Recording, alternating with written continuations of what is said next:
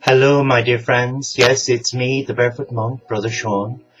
And this is video 3 in the series of the 4 seasons and how they impact upon the soul journey in reawakening the divine within us. And this series, we're looking at spring. And spring is, next to autumn, has got to be one of my favorites. Why do I say favorite? Well, living here in this rural community in the South Lakes, we're surrounded by farms, and in spring we look forward to seeing the spring lamb gambolling with its little brothers and sisters over the fells. It is just the most invigorating experience to see these new, few days old spring lambs just going at it hell for leather and not a care in the world. And its mother, of course, is exhausted, so she carries on recouping her strength. She probably goes back into the winter season. But spring, what does spring say for you on your spiritual path?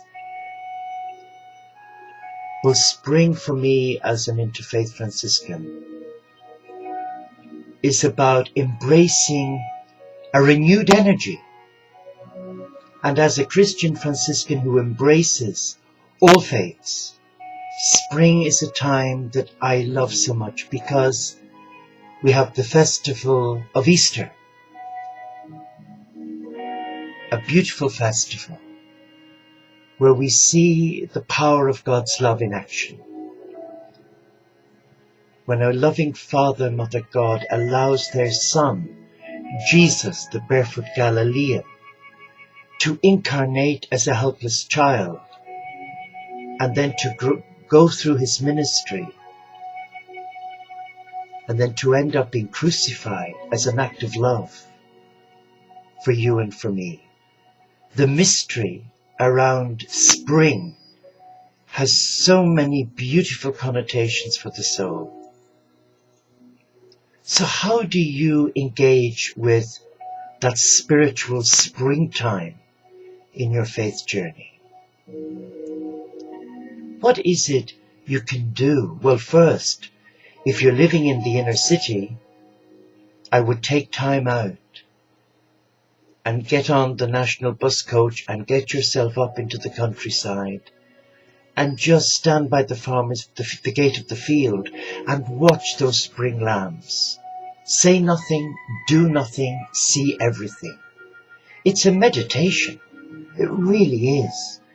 I have walked along the estuary here when the tide has been in, and I've seen all the mothers with the spring lambs bleating for their little ones who've gone off and got lost somewhere in the bracken. And you know, I've stood there and I've just visualized the Good Shepherd. And for those of us who are Christian, you'll know the story of the Good Shepherd, a wonderful parable. And Jesus said, "My sheep who listen to my voice, they know me by my name, because when I call them, they come." And he talks at great length about the Good Shepherd who becomes aware of a sheep in distress, one of his flock, you or me. And when we cry out like the little helpless lamb, the mother comes running to rescue that helpless little lamb. And so it is with God. We are rescued no matter where we go to, no matter what depths we fall to in our life. There is nothing but love. So the season of spring is the prodigal son, a loving father, embrace a son and give him renewed energy and acceptance that all is forgiven. But how do we nurture that spring in our step? What must we do? Well, many of the great spiritual writers and teachers all say the same thing, but language differently. And their message is not for the ego, it is for the heart. the heart that connects with the soul, the gateway to God, the gateway to nirvana, the gateway to peace. Springtime, when you see the trees bursting forth the new shoots from being dormant in winter, they come alive. The forests, they provide such shelter for all the little birds who are busy preparing their nests. Do you know something interesting happened here in the summer? We had several nests around the front door of our little monastery, hidden in the beautiful Cononistor. And we could hear this sound at night as we were sat quietly in silence here in this very room, and I could hear this buzzing, and then when I went outside and put the outside light on, there was this little bird, a little sparrow, sat quietly, the male sparrow, keeping an eye out for his wife and the little chicks. And he'd be off looking for worms and various grubs to feed them. And then, of course, we had the thrush and the blackbirds. They came repeatedly.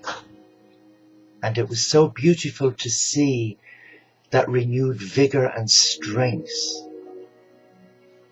how they took care of their young. And spring is a time of reawakening the divine within you. It's a time of allowing the divine essence cocoon you in that place of love.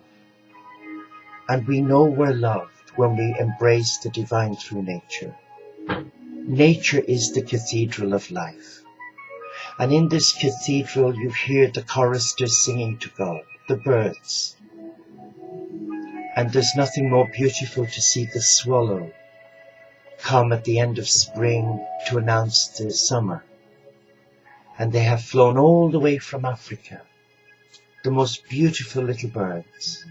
But nature is just a gift, and spring, it's just the whole of God's creation coming alive.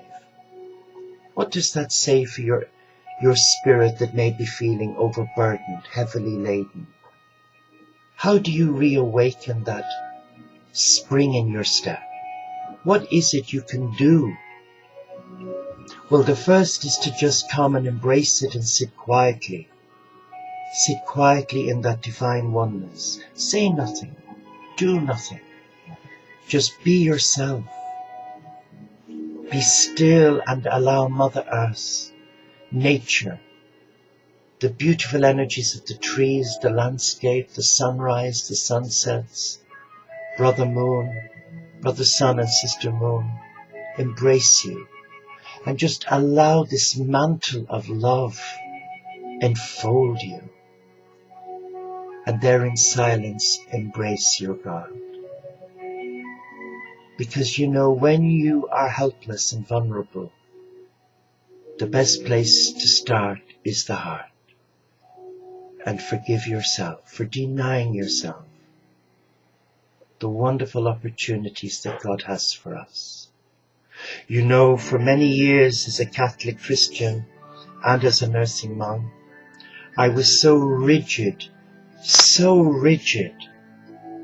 that I just didn't allow myself to experience what I now embrace every day. And that is the beauty of love, the beauty of simplicity, the beauty of nature enfolding and allowing me embrace her gifts. It wasn't God who abandoned me. It was I who abandoned God through my illness, severe depression, and of course, being a nurse manager for a number of years, you get so caught up in the minutiae of living and surviving. But today, on this spiritual path, we have a duty to take care of our soul. We have a duty to allow ourselves time out, to experience the spiritual springtime, and allow our soul embrace the face of God. Namaste. Shalom, inshallah, pax et bonum, Om Shanti. Peace be with you. Thank you.